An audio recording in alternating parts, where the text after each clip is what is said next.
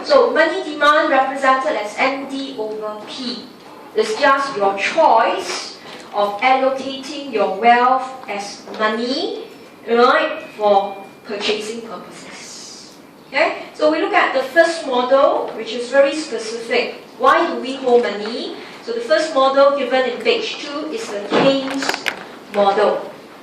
So you could have seen, whether it's consumption theory, investment theory, here we also do it for money demand. We always start with Keynes model. Right? So the Keynes model says, okay, so we allocated $40,000 of our wealth, or even $60,000 as money. So he says, alright, there are 3 reasons for holding money, and we call these reasons the motives, the objectives. Okay, the first is transaction motive. So in short, let's call this the TM. Alright, and it will occur everywhere. Okay, it occurs everywhere.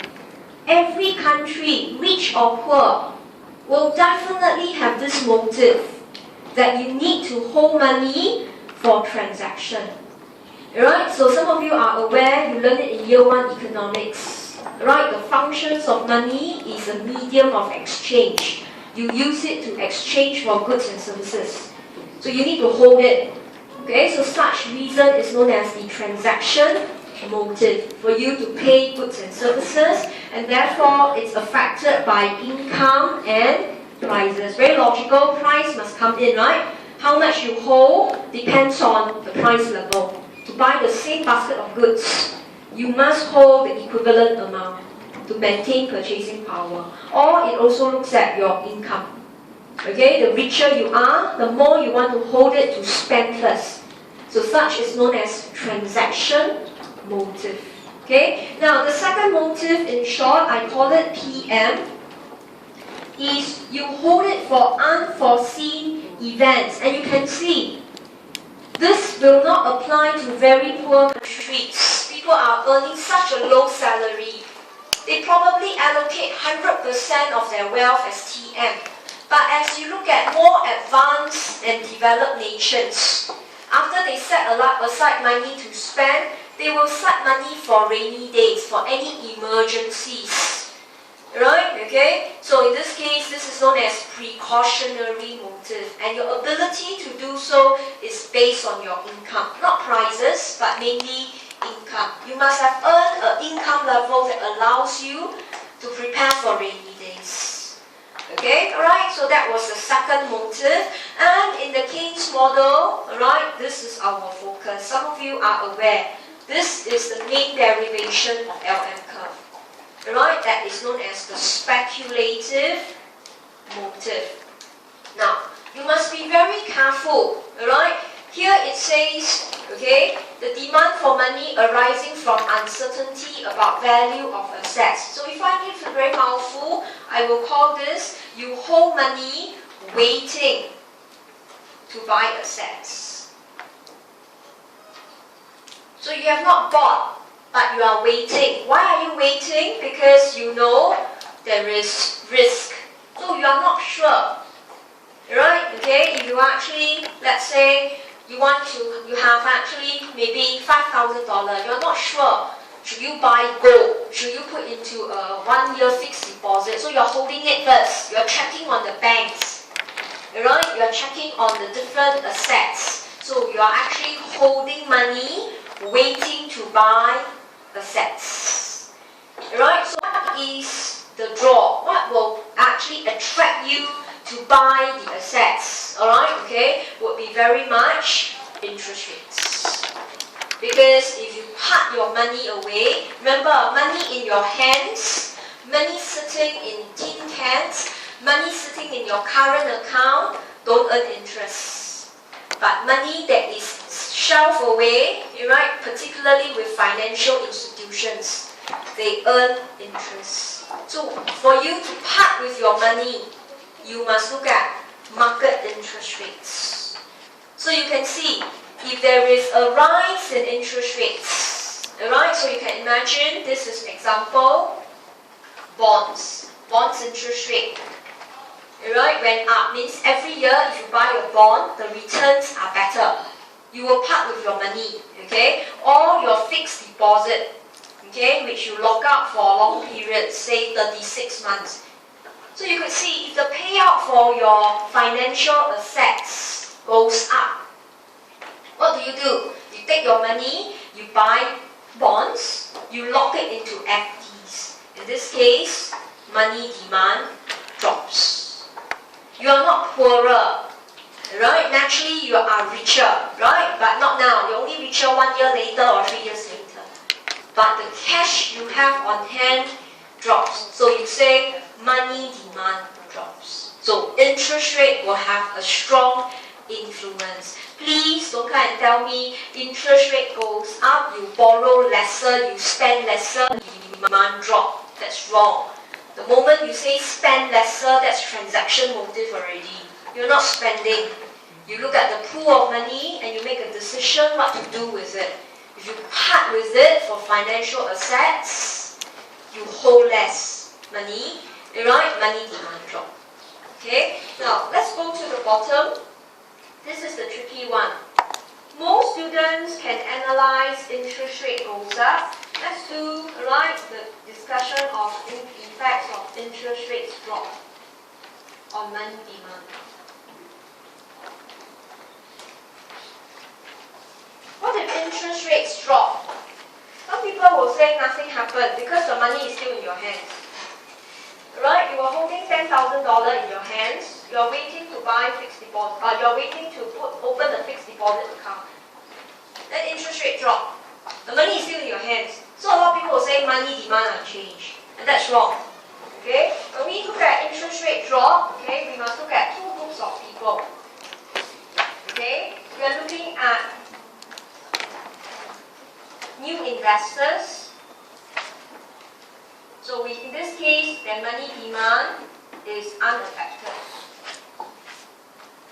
We call them new investors means they were holding right money in their hands. They didn't buy bonds yet. Right? Okay? They were still holding 10,000. Now they still hold 10,000 because they did not buy. So the new investors is not affected.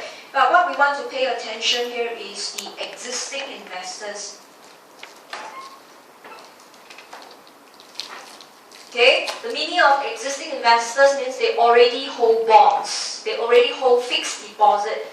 Okay, and usually we will discuss this as bonds. It's easier to understand as bonds. Okay, so let me show you a flow diagram. Okay, an example. Now let's say in 1st October 2013, right, investor bought bond A, paying you 10% interest rate, and you paid $1,000 for bond A. So if you're not familiar with bonds, you have to read up your textbook. It's a piece of paper. If it is launched on 1st of October, you pay $1,000 for it. If you hold on to it, means every year it will pay you 10% interest.